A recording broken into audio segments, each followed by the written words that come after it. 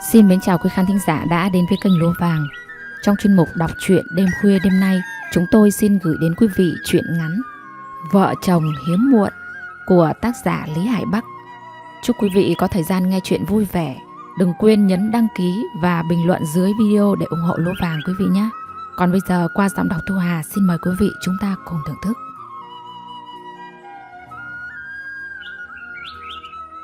Vợ hắn là chị nấu bếp hàng ngày trong cơ quan. Hắn có số của chị để hàng ngày sau khi chấm cơm cho anh em trong đơn vị xong thì báo cho chị để chị đi chợ mua đồ về nấu ăn cho đơn vị. Trong một đêm nằm trong phòng ngủ chung của đơn vị, hắn buồn vì mối tình đầu của hắn đã bỏ hắn đi lấy chồng, bỏ lại trong tâm hồn hắn một nỗi nhớ mà mãi sau này tình yêu của vợ hắn mới xóa nhòa đi được. Hắn say cho giấc ngủ mau đến, vì chỉ có giấc ngủ mới có thể làm dịu đi nỗi đau trong lòng hắn. Bởi với hắn, mối tình đầu đâu dễ lãng quên. Hắn bèn nhắn tin vu vơ cho chị: "Em ơi, mình cưới nhau nhé." Một tin nhắn mà hắn đã từng ao ước rằng sẽ ngỏ lời cho tình yêu đầu. Thế nhưng bây giờ hắn lại nhắn tin ấy cho chị. Chị không xinh, chỉ được cái ưa nhìn và nấu ăn ngon. Theo nhận xét của anh em trong đơn vị, mỗi khi chị nấu ăn, chị luôn đảm bảo rằng anh em luôn được ăn no và ngon nhất. Cái miệng của hắn trở nên ngon hơn kể từ khi hắn ăn cơm chị nấu. Nhưng khi hắn nhắn tin cho chị, hắn lại ngại ngần khi đối mặt với chị. Hắn lo rằng chị sẽ biết người nhắn tin là hắn, sẽ từ chối hắn, sẽ nói hắn không đàng hoàng vì chị hơn hắn 2 tuổi và chị đã có người yêu. Nhưng chị vẫn như không có gì xảy ra, vẫn tươi cười niềm nở với mọi người, vẫn nhanh tay múc từng món ăn nóng hổi bày trên bàn để anh em trong đơn vị thưởng thức, bỏ mặc hắn đứng sớ rớ bên cạnh. Hắn ngạc nhiên, phải chăng chị chưa hề nhận được tin nhắn của hắn? Hắn quyết tâm làm rõ chuyện này. Hắn cũng gửi lại cho chị một tin nhắn y chang như thế, và rồi hắn cũng nhận lại được từ chị thái độ y chang như tin nhắn ban đầu. Tức qua lấy hết can đảm, nhân lúc không còn ai dưới nhà bếp chỗ chị làm việc, hắn mới hỏi: "Sao em không trả lời tin nhắn của anh?" Nghĩ lại thì hắn liều thật, nhỏ tuổi hơn nhưng lại xưng là anh, như lời vợ hắn bông đùa với con sau này. Chị ngơ ngác nhìn hắn nói: Anh nhắn tin gì cho em à?" Hắn á khẩu: "Trời đất ơi, tin nhắn quan trọng thế mà chị lại không biết." Hắn trả lời: "Thì tin nhắn 'Em ơi mình cưới nhau nhé' đó, anh nhắn cho em tận 2 lần lận." Chị tủm tỉm cười, rửa tay rồi đứng dậy. Hóa ra tin nhắn ấy là của anh à? Em lại cứ tưởng người khác nhắn tin nhầm vào máy em chứ." Mặt hắn đần thối, lỡ rồi nên hắn hỏi luôn: "Vậy em nghĩ sao về anh?" Chị cười nói: Cho em thời gian suy nghĩ nha." Thời gian suy nghĩ của chị cũng không dài lắm, khoảng 1 tháng mà thôi. Nhưng trong thời gian 1 tháng ấy, hắn như biến thành một con người khác. Lúc nào hắn cũng có mặt dưới bếp để đỡ đần cho chị những bịch rau, thịt khi chị trở nặng. Thói quen này sau khi đã thành vợ chồng, hắn vẫn tiếp tục thực hiện. Một phần vì hắn đã quen rồi, một phần vì hắn muốn giúp đỡ cho vợ mình những công việc nặng nhọc. Những lúc ấy hình ảnh của người yêu cũ cứ dần xóa nhòa đi trong tâm trí của hắn. Đối với hắn bây giờ, yêu được chị và được chị yêu đã là một hạnh phúc. Chị cũng thế, chị cũng hỏi dò về hắn qua những người làm chung trong đơn vị. Ai cũng chê, nói chị đừng nên lấy hắn vì hắn mê game online. Hắn mê game lắm, có thể ăn ngủ ngoài tiệm game luôn. Mỗi khi lãnh lương, hắn đều đổ dồn hết vào trong game. Hắn còn vay mượn tiền trong anh em trong đơn vị để dồn hết tiền vào cái thú vui của hắn. Khi ấy game online như một thứ ma túy mà hắn mãi vẫn không tài nào bỏ được. Nhưng bù lại, hắn lại không đánh bài, hút thuốc, không ham mê ăn nhậu. Hắn chỉ mê chơi game. Sau này khi nhìn tài khoản nạp game của mình, hắn lại thở dài. Ước gì mình đừng ham mê game như vậy. Nhìn con số hơn 200 triệu hiện ra trong tài khoản, hắn sụi lơ y như khi biết tin con game mà hắn đam mê bị sập. Chị cười vẫn quyết định quen hắn. Với chị ham mê game không khó để thay đổi. Chị còn nói một câu mà sau này hắn mới biết và càng cảm phục vợ mình hơn. Ui giời, đàn ông ấy mà, ai chẳng có tứ đầu tường, không dính cái này thì dính cái kia. Mê game thì chị mua cho máy về mà chơi, không ra khỏi nhà là được rồi. Sau này khi chính thức quen nhau, khi cùng nhau chung chuyến xe lên cơ quan khám sức khỏe, chị hỏi hắn: anh nói thật cho em biết, anh còn nợ anh em trong cơ quan bao nhiêu tiền để em trả nợ hết cho anh. Em không muốn anh mắc nợ trong cơ quan, vì nó làm ảnh hưởng đến hình ảnh của anh trong sự nghiệp. Hắn nói và chị trả nợ thay cho hắn bằng cách bán đi bộ vòng xi men 7 chiếc trên tay. Bộ vòng chị đi làm bên ngoài dành dụng được.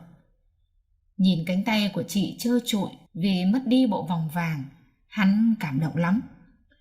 Vì đây là lần đầu tiên có người con gái lo lắng cho hắn như vậy. Vì vậy hắn càng quyết tâm cưới chị làm vợ, càng quyết tâm làm cho chị hạnh phúc. Khi đã xác định quen nhau, hắn thay đổi hẳn. Hắn lân la xuống bếp nhiều hơn, hay lảng vảng quanh bếp, chỉ được nhìn chị và nhìn thấy chị nhìn lại hắn và mỉm cười. Hắn hạnh phúc đến nỗi anh em trong đơn vị còn ngạc nhiên. Sao dạo này hay xuống bếp thế nhỉ? Hắn chỉ tủm tỉm cười, giữ bí mật cho riêng hắn và chị. Rút kinh nghiệm, hắn nói với chị: sau này lương của anh sẽ đưa cho em toàn quyền chi tiêu. Anh chỉ việc đi kiếm tiền, còn lo lắng trong nhà là do em toàn quyền quyết định nha. Và bây giờ, khi đã có 2 mặt con, hắn vẫn giữ nguyên nếp ấy. Mỗi khi hắn bông đùa với 2 con, hắn toàn nói: trời, mẹ hai đứa mày như cái ngân hàng ấy, đưa tiền vào thì nhanh, muốn rút ra thì bao nhiêu thủ tục.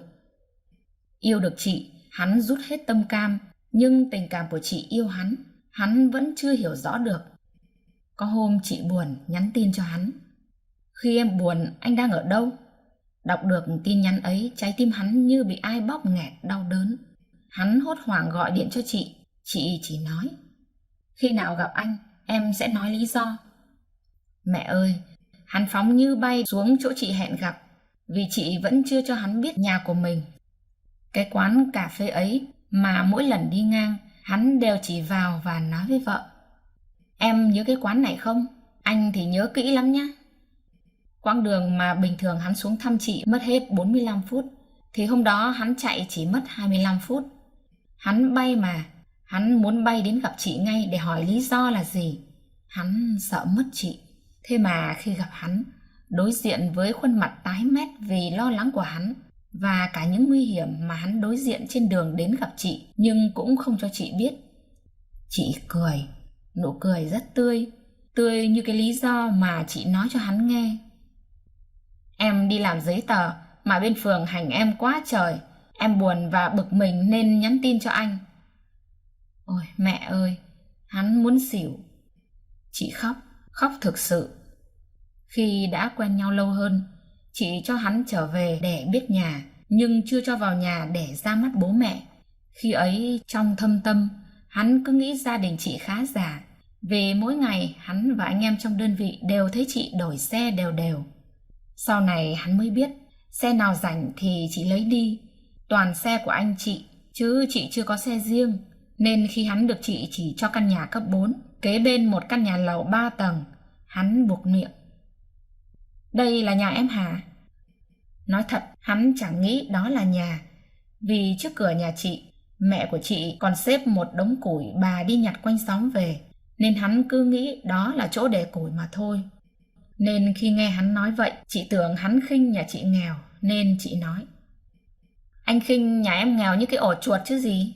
Rồi chị khóc, trong khi hắn nhăn nhó giải thích lý do. Phải công nhận, logic của chị ghê gớm thật. Nhà nghèo thì cho thành ổ chuột. Mỗi khi nhắc lại cái chuyện này, hắn đều cười, còn chị nhăn nhó, mặt hầm hầm vào đêm đó. Và đêm đó, hắn ôm gối ôm thay vì ôm chị. Chị cho hắn về ra mắt bố mẹ khi hắn chở chị đi ra ga Thống Nhất đón mẹ chị và bác ruột từ ngoài Bắc về. Đó là lần đầu tiên hắn ra mắt gia đình của chị trong căn nhà cấp 4 ấy. Nhà nhỏ nên sau khi anh và bố của chị làm vài ly rượu nếp của mẹ chị ngâm, chị giữ hắn lại ngủ qua đêm. Ngủ qua đêm Nói cho oai thế chứ thực ra hắn ngủ ngoài mái hiên nhà một mình. Chị răng mùng cho hắn, xoa lưng an ủi hắn và nói nhỏ: "Này, nửa đêm nếu anh mắc toilet thì nháy máy cho em mở cửa nha." Làm hắn tưởng bỏ kia kìa. Cũng may chẳng có gì xảy ra, vì hắn cũng quen ngủ lang thang rồi. Một đêm yên ổn. Rồi hắn cũng đưa chị về ra mắt gia đình của mình. Hắn hồi hộp lắm. Không phải hồi hộp vì chị hơn hắn 2 tuổi, mẹ hắn hơn ba hắn 2 tuổi, mà sau này hắn cũng biết mẹ chị cũng hơn bố chị 2 tuổi. Mà hồi hộp vì hắn cũng từng dẫn người yêu cũ về ra mắt gia đình của hắn. Nhưng ba mẹ hắn không đồng ý cho hắn lấy làm vợ. Vì quen người yêu cũ nên hắn đã phạm rất nhiều sai lầm và tạo ra rất nhiều sai lầm. Nhưng may là những sai lầm ấy không phải là không thể cứu vãn được. Vậy khi dẫn chị về gặp mẹ hắn đã tưởng tượng ra việc xấu nhất có thể xảy ra và đã chuẩn bị tinh thần đấu tranh để lấy được chị. Nhưng trái với việc hắn đã tưởng tượng, chị tiếp xúc với ba mẹ hắn gọn đến nỗi hắn tưởng chị mới là con gái trong nhà chứ không phải hắn. Cách cư xử của chị khéo lắm nên ba mẹ hắn rất thích. Chị là người miền Bắc mà ba mẹ hắn cũng vậy nên rất dễ thân nhau. Phù, hắn thở nhẹ trong lòng. Hắn rủ chị đi Suối Tiên chơi. Yêu nhau mà, phải kiếm chỗ lãng mạn chứ. Vậy nên hắn hù chị: "Suối Tiên có tham quan 18 tầng địa ngục, ghê lắm. Em có muốn tham quan cho biết không?" Mà cũng chẳng hiểu sao hắn lại rủ chị đi tham quan cảnh tượng kinh dị như thế. Hay là tâm hồn hắn đen quá nên muốn dọa chị sợ để được chị ôm hắn. Thôi sao cũng được. Nhưng không ngờ chị lại chê hắn nhát gan. Chị nói với hắn có gì đâu mà phải sợ. Chị tham quan ở Đầm Sen rồi, cũng 18 tầng địa ngục, nhưng chẳng đáng sợ gì. Nghe chị nói thế, hắn liền chột dạ. Lẽ nào âm mưu không thành? Nếu thế thì đành chịu vậy. Hắn thở dài: "Nếu em không sợ thì sau khi tham quan xong mình đi ăn lẩu dê anh đãi. Còn nếu em sợ thì em trả tiền đó nha." Chị đồng ý cá cược với hắn vì chị chẳng sợ gì. Cái trò chơi 18 tầng địa ngục này hắn đi rồi.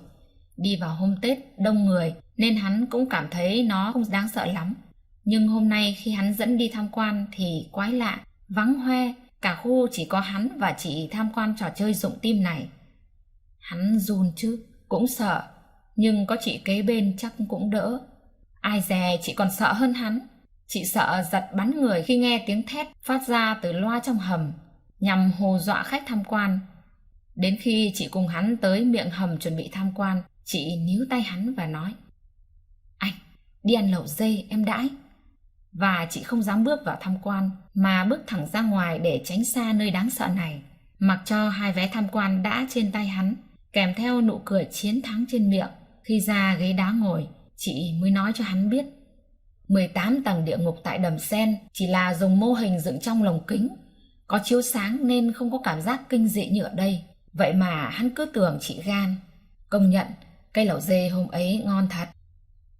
Yêu nhau được khoảng 3 tháng, hắn cũng về nhà chị thường xuyên hơn, sinh hoạt thường hơn, kể cả ngủ ở lại. Khá hơn lần đầu tiên là sau này bác ruột của chị cho chiếc chõng tre để trước nhà, nên hắn chẳng còn phải trải chiếu ngủ dưới mái hiên nữa. Ngày hắn ra mắt bố mẹ chị, cái ấn tượng ban đầu ấy đã gây ấn tượng với bố mẹ chị tới nỗi sau này khi đã là vợ chồng, chị vẫn cười khi nhắc đến. Mặc quần jean sắn 2 đầu gối quần vì quá dài, mang đôi dép da đã mất mặt lót trong dép, chỉ còn lớp nhựa lót bên trong, kêu lẹp bẹp mỗi khi hắn rửa chân. Mà còn mượn của thằng em trong cơ quan nữa chứ. Và chỉ duy nhất bộ đó hắn mặc khi xuống thăm chị. Hắn toát mồ hôi mỗi khi nhớ lại cảnh đó. Nhưng thế mà bố chị lại thích. Lúc trước khi quen hắn, chị cũng có người yêu, nghe nói làm giám đốc gì đó, và người ấy cũng yêu chị lắm. Nhưng mỗi tội anh ý ở tít ngoài Hà Nội kia, chỉ thăm chị mỗi khi vào Hồ Chí Minh công tác, còn lại toàn liên lạc qua điện thoại. Khi ấy bố mẹ chị lo sốt vó, sợ con gái lấy anh ý xong là phải ra Hà Nội làm dâu. Thế nên khi thấy hắn yêu chị, bố chị ưng bụng khuyên bảo chị: "Hắn hình thức bên ngoài không tới nỗi nào, được cái nó rất thật thà. Con lấy nó, bố thấy tốt cho cả con và nó nữa." Thế là tháng lương sau của hắn, chị liền dẫn hắn mua ngay mấy bộ quần áo và cả dép da, và vứt liền bộ đồ gây ấn tượng kia vào sọt rác. Nghĩ lại hắn thấy mình cũng may mắn thật. Hắn về quê với ba mẹ, tính ra cũng được 16 năm hắn không về quê rồi. Thế nên khi hắn cùng ba mẹ ra sân bay để bay về Hà Nội, chị theo tiễn hắn, bịn dịn đến phòng cách ly. Hắn nhìn thấy 2 dòng nước mắt lăn dài trên khuôn mặt của chị. Khi ấy hắn biết chị sẽ là vợ của hắn. Bởi thế cho nên khi về quê, hắn cứ mong ngóng được quay về miền Nam để được gần bên chị. Nỗi nhớ chị cồn cào ruột gan, không thể vơi bớt qua những lời thăm hỏi tâm tình dành cho nhau. Thế nhưng kế hoạch về quê kéo dài 15 ngày kia, ôi hắn chết mất. May thay bên tổ chức trong cơ quan kêu hắn về gấp làm hồ sơ kết nạp đảng. Ôi chao, chẳng có gì diễn tả được khi hắn nhận được thông báo ấy. Thế là hắn theo tàu hỏa về lại trong miền Nam. Trong nỗi vui mừng sắp được gặp lại chị, hắn gặp chị. Hắn ôm chặt chị cho thỏa nỗi nhớ bấy lâu. Chị cũng thế, nước mắt lăn dài vì hạnh phúc. Ba mẹ hắn cũng rút ngắn kế hoạch về quê lại. Ba mẹ hắn ngỏ lời muốn xuống nhà chị dạm ngõ, vì theo ba hắn, chỉ có chị mới có thể trị được tính ham mê chơi game của hắn. Định ngày dạm ngõ xong, chị liền về nhà cùng gia đình chuẩn bị. Vì nhà nhỏ nên khi nghe tin gia đình hắn xuống, bác ruột của chị ở cách nhà chị liền ngỏ ý muốn cho mượn nhà mình làm nơi tổ chức. Dẫu gì nhà bác chị cũng rộng rãi và to lớn, đẹp hơn. Nhưng khi nghe chị nói với hắn ý định của bác mình như vậy, hắn gạt phắt đi ý tưởng ấy. Nhà của chị nhỏ thì làm trong nhà nhỏ, chứ không cần phải chỗ to đẹp làm gì. Hắn yêu chị chứ không phải yêu nhà chị đâu mà cần to với nhỏ. Quan trọng hơn, hắn không có ấn tượng tốt với bà vợ của anh con nhà bác chị. Người mà theo hắn cảm nhận vừa đen vừa xấu, lại còn hung dữ. Lỡ đang tổ chức yên ả, biết đâu lại có sự cố gì xảy ra trong ngày quan trọng này, chắc tàn hoang luôn quá. Vậy nên cứ tổ chức ở trong nhà chị cho chắc. Nghe hắn nói thế, chị cũng đồng ý. Đồng thời cũng muốn xem thử thái độ của gia đình hắn đối với hoàn cảnh của gia đình mình như thế nào. Gia đình hắn đến với 3 mâm quả trên tay.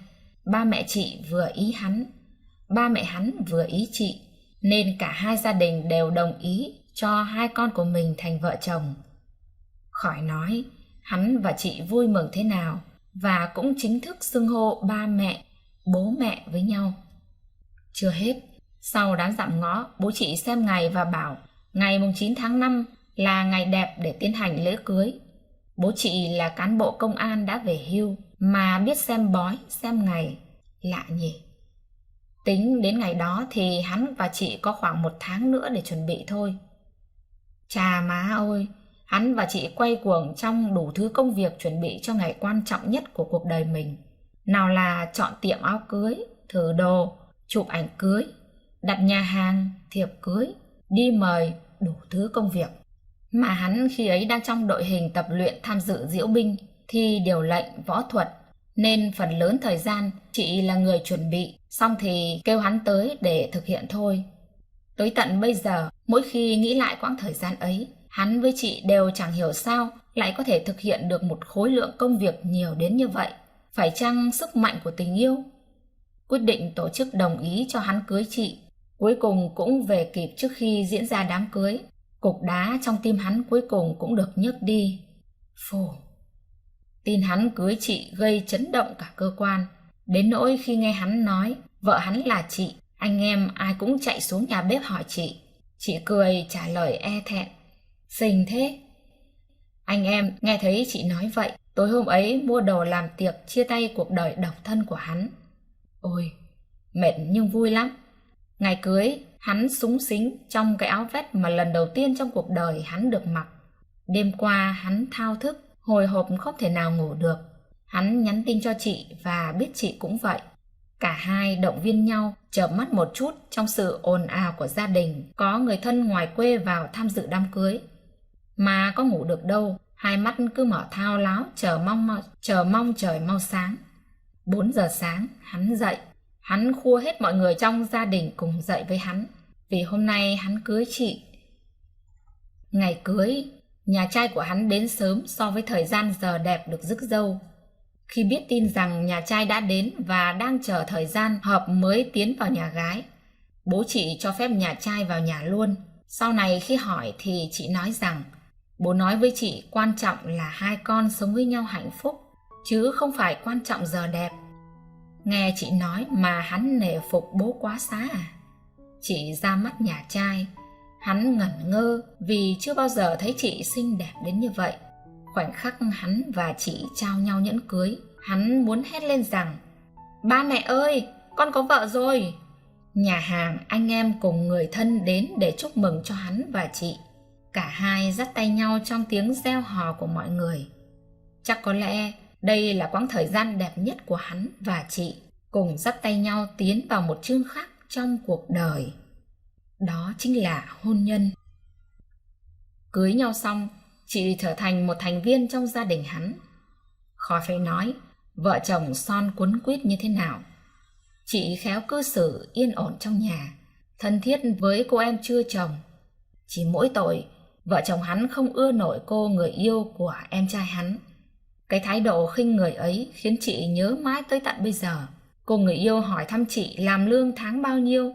Sau khi nghe chị trả lời, liền cảm thán một câu làm chị ngỡ ngàng: lương ít thế, chả bằng em mua cái túi xách. Thế nên sau này, sau khi trở thành em dâu, chị ít va chạm với cô em dâu ấy cho đỡ mệt người. Hắn hàm có con và rất yêu em bé, nhưng vợ chồng em trai hắn lại đi sau về trước, trong khi vợ chồng hắn thả cửa lại chẳng thấy có tin vui gì.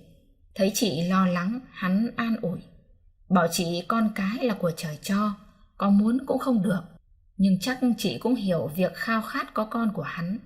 Chị nhìn thấy hắn dùng hình con của em trai mình làm hình nền điện thoại, cảm nhận được sự thất vọng của hắn mỗi khi chị đến ngày dâu. Thế nên chị âm thầm đi khám, và chị khóc khi chị bị vô sinh thứ phát.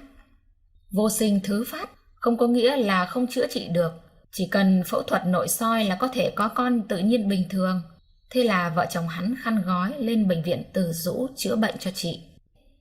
Khi chị từ phòng mổ chuyển vào phòng hồi sức, nhìn chị tái mét, môi khô nứt, người cắm đầy dây chuyền nước, hắn thương chị vô cùng.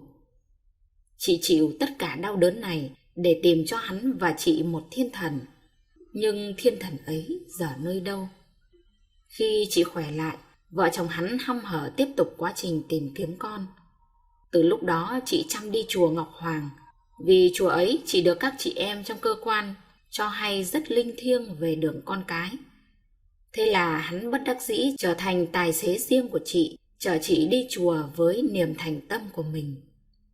Thả cửa được 1 năm sau vẫn chưa có gì, chị bàn với hắn làm thụ tinh nhân tạo. Nỗi khao khát làm mẹ của chị, làm cha của hắn thôi thúc trong lòng. Ngày đi kiểm tra kết quả sau khi chuyển phôi, chị và hắn vỡ òa khi bác sĩ cho hay đã đậu thai, nhưng thai yếu cần phải tĩnh dưỡng. Hắn chở chị về nhà, chạy thật chậm với tốc độ của rùa. Chị sợ xe giằng xóc làm rơi mất con mình. Chị ngồi sau hắn, chân khép chặt với hy vọng mầm sống nhỏ nhoi trong bụng mình an toàn. Thế nhưng khốn nạn thay, đơn xin nghỉ việc của chị mà hắn mang lên cơ quan gửi lại không được giải quyết. Cho dù hắn cầm cả hồ sơ bệnh án của chị với dòng ghi chú của bác sĩ, thai yếu cần tĩnh dưỡng, vẫn không được chấp nhận. Sếp của chị yêu cầu chị phải lên cơ quan trực tiếp viết đơn mới giải quyết. Hắn lại chở chị lên cơ quan và chở chị về khi xong xuôi mọi chuyện. Khi ấy, điều mà hắn lo sợ nhất đã xảy ra. Hắn mất con. Chị về và trong nhà vệ sinh, chị chảy máu. Chị khóc cạn nước mắt cho sinh linh bé nhỏ chưa kịp thành hình hài. Hắn tức giận, muốn lên cơ quan làm cho to chuyện, thậm chí sẵn sàng làm tới cấp trên. Nhưng chị lại an ủi hắn bằng chính lời hắn an ủi chị ngày xưa: con cái là của trời cho. Khi nỗi đau đã nguôi ngoai, chị lại bàn với hắn tiếp tục gom góp làm lại quá trình thụ tinh một lần nữa. Vì chị vẫn còn phôi dự trữ trong bệnh viện, hắn lại tiếp tục công việc hàng ngày, vẫn chăm chỉ cày kiếm con với chị. Tất cả chỉ vì niềm tin về khả năng 2% có con tự nhiên mà bác sĩ báo cho chị. Ấy vậy mà hắn trúng số. Chị có thai. Chị định dành cho hắn niềm vui bất ngờ. Ấy nhưng khi chị báo tin cho người nhà, chị dâu của chị lại điện thoại báo tin cho hắn biết. Khỏi phải nói hắn vui mừng đến cỡ nào. Hắn chạy như bay xuống chỗ chị làm, hỏi chị rằng có phải thật không. Nhìn khuôn mặt rạng rỡ của hắn, chị mỉm cười gật đầu. Chị mang thai tự nhiên nên thai khỏe lắm. Cái mầm sống nhỏ nhoi ấy rất ngoan cường như con người của chị. Cả gia đình hai bên đều vui mừng khi biết tin chị có thai, tới nỗi bố của chị thắp hương cúng tổ tiên, còn hét to rằng năm nay nhà ta ăn Tết to. Mà công nhận bố chị làm cái Tết to thật. Bố và mẹ lủi cụi ngồi gói 50 cái bánh chưng với sư phụ, với sự phụ giúp của các con. Còn chị ngồi trên ghế xem hắn loay hoay phụ giúp xếp lá, tay xoa nhẹ cái bụng đã hơi nhô lên một tí, ánh mắt rạng ngời hạnh phúc. Hắn là con trưởng theo nghĩa đen.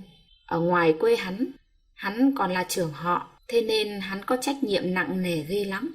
Dù rằng hắn sinh ra trong miền Nam, học phát âm của cô giáo người miền Nam, và hắn nói rạc giọng miền Nam.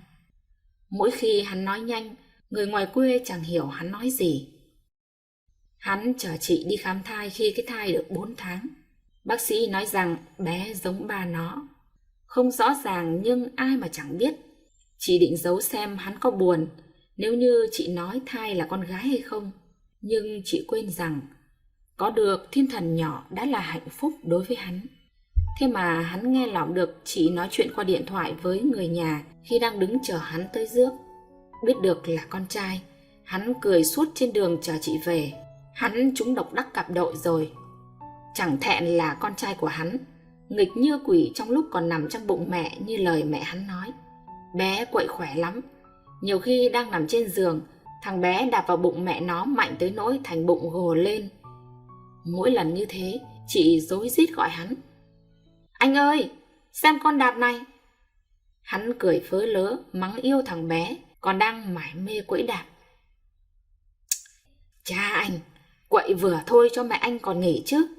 Nói thế chứ hắn và chị đều mong mỏi cho con chào đời. Hôm cuối cùng đi khám, bác sĩ chỉ định sinh gấp vì thằng bé bị nhau quấn cổ. Sáng ngày mai lên bệnh viện sinh. Tối hôm ấy thằng bé đạp mẹ bể ối, làm cả nhà hoảng hốt, chở chị gấp lên bệnh viện trong đêm. Ngày chị đi sinh, chỉ có hắn và mẹ của chị tháp tùng. Vì mẹ của hắn đau bệnh liên miên, sức khỏe yếu nên không chăm chị được. Ngược lại mẹ của chị khỏe lắm. Dù lớn hơn mẹ hắn gần chục tuổi, bà còn có thể gánh 2 xô nước tưới rau mà đi phăm phăm. Hắn đi theo mà mệt muốn xỉu. Mẹ vợ hắn quay lại, thấy hắn như vậy thì cười, bảo hắn quay về lo cho vợ. Mẹ làm tí là xong ấy mà. Mẹ theo chị lên bệnh viện chăm con gái khi sinh. Nói thật, hắn may mắn vì có bà đi theo, chứ lần đầu làm cha, hắn lóng ngóng chả biết làm gì. Chị sinh khó vì thằng bé lớn quá, còn nhau quấn cổ nữa nên phải sinh mổ. Thời gian chờ đợi thông báo chị mổ an toàn là quãng thời gian chờ đợi dài nhất hắn từng trải qua. Lúc nhận chị và con trên băng ca đẩy về phòng, thằng bé khóc. Tổ cha nó đói khóc vang cả phòng.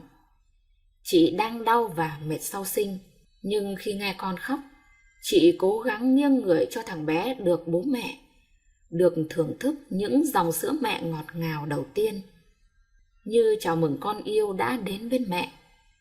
Thằng bé háu ăn, tim mẹ nghe chụp chụp vang cả căn phòng. Ai cũng ngước qua nhìn chỗ nó, xem bé nào tim mẹ mà ngoan vậy. Nhìn cảnh ấy hắn cười với một dòng nước mắt lăn dài, chào mừng con đến với ba mẹ. Lần đầu tiên hắn được làm cha nên cứ lóng nga lóng ngóng chả biết làm gì. Bế con trên tay cứ sợ làm rơi con khóc vì đói cũng chưa biết pha sữa cho con như thế nào. Nó háu ăn ti mẹ liên tục, nhiều khi hết sữa nó lại khóc váng lên. Vậy mà lề lắm, chích ngừa chẳng khóc bao giờ. Cái gen ấy nó kế thừa từ ba nó. Bế nó đi chích ngừa khi nó đang ngủ, nó chỉ khẽ cựa mình khi mũi kim đâm vào đùi. Vậy thôi chả khóc hay la gì. Nó chỉ khóc khi đói, báo hại cha nó nửa đêm, bất kể khi nào nó đói là phải lồm cồm ngồi dậy pha sữa cho nó. đầu tóc bù xù, mặt ngái ngủ. Thế nhưng nhìn thằng bé ti sữa, hắn đều cười, ánh mắt trìu mến nhìn con. Hạnh phúc đến rồi. Chị đỡ hơn nhiều. Vết thương sinh mổ vẫn còn đau nhức, nhưng chị vẫn cố gắng tập đi dưới sự hộ đỡ của hắn. Chị muốn mau chóng khỏe lại để được bế thiên thần nhỏ trên tay, được tự tay mình chăm sóc con yêu của mình. Chị xuất viện, xin ba mẹ hắn về ngoại để tiện chăm sóc và tĩnh dưỡng. Về đến nhà, cả nhà như bừng sức sống khi đón một thành viên nhỏ bé hòa nhập vào gia đình. Ai cũng chăm nựng bé, chơi đùa cùng bé. Nhìn cảnh ấy, hắn yên tâm đi làm. Công việc của hắn có thời gian cách quãng, hắn trực một ngày, ngày hôm sau nghỉ. Thế nên ngày nghỉ, hắn lại hăm hở chạy xe về nhà bố mẹ chị, thăm con. Quãng đường dường như ngắn hơn mỗi khi hắn nghĩ đến người quan trọng nhất của mình. Duy chỉ có một điều mà hắn sau này mới nghe chị nói lại, bố của chị để ý. Khi hắn đi làm, thằng bé rất ngoan, đêm ngủ không quấy khóc. Nhưng mỗi lần hắn về là đêm đó bé ngủ không yên và hay giật mình. Bố khẽ khàng ra ngoài mái hiên đốt nhang và khấn. Các cụ thương cháu thì phù hộ cho cháu ăn ngon ngủ yên, đừng chọc cho cháu quấy khóc. Ấy thế mà thằng bé ngoan thật, không còn quậy khóc đêm nữa. Bố nói rằng các cụ theo hắn về thăm cháu, giờ đã đi rồi. Hắn nghe bố nói rồi nhìn thằng cu đang ngủ ngon trên tay. Nó đang khẽ mỉm cười. Thằng bé được 4 tháng. Nhà hắn có bà nội, với con hắn thì là bà cố nội ngoài quê vào thăm cháu. Nên hắn chở chị và con về nhà mình. Trong cái tâm trạng nôn nóng ấy, nhất thời hắn làm buồn lòng bố mẹ vợ khi không xin phép và chào hỏi bố mẹ khi đi. Sau này khi mẹ vợ hắn nói chuyện, hắn mới nhận ra và xin lỗi bố mẹ vì sự vô tâm của mình. Về đến nhà hắn, bà cố cưng cháu, luôn gọi cháu là Cò. Thế là cả nhà lấy tên Cò gọi luôn cho con hắn. Thôi gọi dân dã thế cho dễ nuôi. Bố mẹ chị dưới sự tháo vác của anh trai chị đã chuyển nhà về gần nhà hắn. Hắn mừng vì có thể chở hai mẹ con về nhà bố mẹ chị chỉ với một quãng đường ngắn. Thế nên hắn cứ chở chị và con chị về nhà bố mẹ suốt. Khi con hắn được 2 tuổi, hắn và chị cùng con chuyển về nhà bố mẹ chị ở, vì chị có thai lần thứ 2. Cũng từng giai đoạn phải trải qua, cũng y như lần đầu, em bé trong bụng chị là con trai. Ôi, hắn hạnh phúc ngất ngây. Hắn sẽ có 2 thằng con trai. Dự sinh vào ngày 30 tháng 4, nên hắn chở chị đi khám lần cuối. Hắn chở chị đến phòng khám thân quen, vì chị cũng khám phòng này khi chị mang thai con đầu tiên. Hắn ngồi chờ chị khám thai trong phòng nét, tranh thủ xem vài tập tivi show yêu thích trong lúc đợi chị ra. Và chị gọi điện cho hắn, khóc nức nở. Anh ơi, con mình không có tim thai. Hắn rụng rời tay chân. Chiều hôm đó, hắn và mẹ chị cùng chở chị lên bệnh viện một lần nữa. Lần đi này tâm trạng của hắn có sự lo sợ cho tính mạng của chị, lo sợ cho đứa con trong bụng của chị. Đến nơi sau khi khám xong, bác sĩ xác định bé đã chết lưu trong bụng mẹ. Hắn bàng hoàng ôm đầu ra ngoài hành lang rơi nước mắt. Hắn gượng tỉnh táo. Hắn phải tỉnh táo để còn chăm sóc chị. Chị được chuyển nằm vào trong phòng sức khỏe sinh sản chờ tới lượt mình. Được đưa vào phòng mổ. Chị đau lắm và chị khóc. Hắn chỉ biết ôm chị, hôn chị để xoa dịu đi nỗi đau này. Bé con trong bụng chị đã được đưa ra ngoài. Chị gắng ngồi dậy nhìn con, nhưng bác sĩ không cho. Họ lo sợ chị sẽ bị sốc khi nhìn đứa bé. Bé được chuyển đi dưới một tấm khăn trắng. Chị nằm trong đó, nước mắt lăn dài ướt gối. Vĩnh biệt con trai yêu của mẹ. Về lý do tại sao bé lưu, hắn được bác sĩ cho hay bé bị thắt dây nhau rốn, nên bé không được cung cấp oxy từ mẹ. Hắn đau lắm. Con mình phải trải qua một thời gian dài để giành lại sự sống, nhưng bất lực. Khi hắn cùng cậu, anh trai chị xuống nhận con, hắn đã chuẩn bị tâm lý. Thế nhưng khi người quản phòng thiêu mở tung tấm vải bọc bé, Hắn khóc, khóc như mưa. Con của hắn đã đầy đủ hình hài, nằm im đó với làn da tím tái, bong tróc. Cậu của hắn phải đẩy hắn ra ngoài để tiếp tục thực hiện các thủ tục đưa bé về. Lò thiêu của nghĩa trang, khi bé nằm yên vị trong một quan tài nhỏ bé, xung quanh rải đầy trà và hoa hồng khô. Mọi người ai cũng trầm mặc. Khi nhìn ngọn lửa bùng lên bao trùm quan tài, có con mình trong đó, với đôi mắt ướt đẫm, hắn thì thầm: "Con yêu, cố lên con chỉ còn trải qua đau đớn lần này nữa thôi. Ba mẹ cầu mong con sẽ đến nơi an bình. Ba mẹ mãi yêu con." Hài cốt của bé được đưa vào chùa gần nhà hắn, để hàng ngày bé được cầu siêu, mau chóng siêu thoát. Chị xuất viện về nhà với một nỗi buồn chưa thể nào nguôi ngoai trong lòng. Hắn cũng chỉ biết an ủi chị, động viên chị, và cũng là động viên chính bản thân mình. Khi chị nằm bệnh viện, hắn đăng ký nghỉ phép để cùng chị vượt qua nỗi đau. Nhưng khi về nhà, hắn lại xin đi làm để công việc bận rộn làm quên đi ký ức đau thương. Cứ thế thời gian cũng xóa đi ký ức đau buồn ấy. Vết thương trên cơ thể cũng đã lành, nhưng còn vết thương trong lòng này ắt hẳn sẽ khó mà quên được trong suốt cuộc đời vợ chồng của hắn. Chị khỏe lại, cùng hắn chăm sóc con trai đầu. Thằng bé rất ngoan, quấn ba và giống ba như đúc. Trong thời gian này, giữa chị và ba mẹ hắn xảy ra mâu thuẫn, nên chị nhất quyết xin ra ở riêng. Hắn chưa khi nào thấy chị cương quyết như thế, nên hắn chọn lựa sai lầm thì có lẽ gia đình hắn tan nát. Vì vậy hắn theo chị. Hắn xin lỗi ba mẹ và thường xuyên về thăm ông bà cho đỡ tủi thân. Ra ở riêng, nhưng thực ra hắn và chị ở nhà trọ của vợ chồng anh trai chị. Cũng tạm ổn khi gia đình hắn sinh hoạt chung, nhưng nếu có thêm em bé thì hơi nhỏ. 2 năm sau ký ức đau buồn kia, một ngày nọ hắn chờ mãi đến tối vẫn chưa thấy chị đi làm về. Hắn sốt ruột gọi điện cho chị, hỏi chị đang ở đâu. Hắn lo lắng cho chị đáp lại lời hắn trong một sự im lặng khẽ khàng: "Chờ chút em về, em đang khám bệnh." Hắn ngờ ngợ: "Khám bệnh? Lẽ nào..." Chị mang thai. Không thể nào kể hết niềm vui sướng khi hắn được nghe tin vui này từ chị. Hắn chăm chị, lo cho chị và bắt chị phải được hắn chở đi làm hàng ngày. Chị cười đồng ý. Anh trai chị cho vợ chồng hắn miếng đất, bảo vợ chồng hắn phụ thêm tiền để anh xây nhà cho. Khỏi phải nói, vợ chồng hắn biết ơn anh chị biết bao nhiêu. Xây nhà hắn cũng tham gia trong những ngày hắn rảnh rỗi. Thôi thì đủ thứ việc. Nào là làm móng, đổ cột, đổ sàn, xây tường. Việc nào hắn cũng làm tất. Hắn làm với một sự nhiệt huyết vô cùng, nhằm chào đón con gái hắn đến với thế giới này. Chị cũng vậy. Chị cũng tham gia dọn dẹp ngôi nhà mơ ước, với cái bụng ngày càng lớn to. Ham việc, chị quên mất mình đang mang cho mình một sinh linh sắp chào đời. Chị bị động thai dọa sảy. Chao ôi!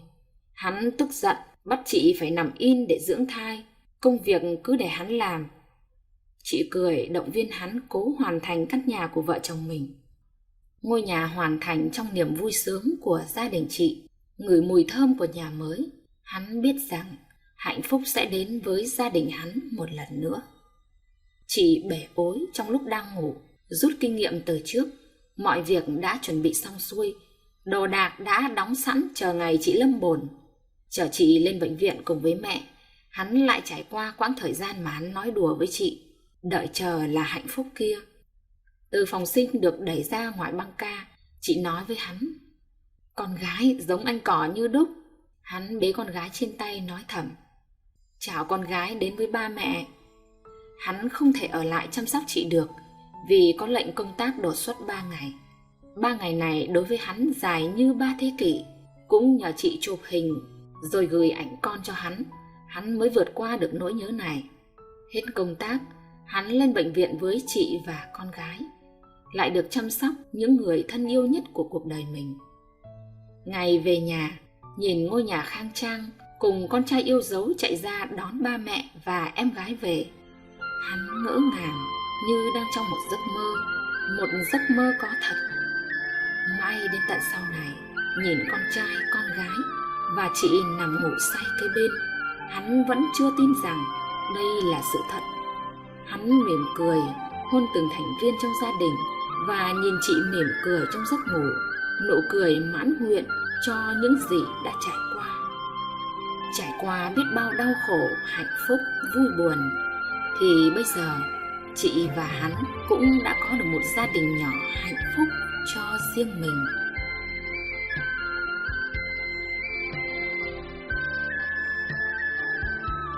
Quý vị thân mến, quý vị vừa nghe xong truyện ngắn Vợ chồng hiếm muộn của tác giả Lý Hải Bắc. Cảm ơn quý vị đã quan tâm theo dõi. Xin kính chào và hẹn gặp lại quý vị ở các video tiếp theo trên kênh Lúa Vàng.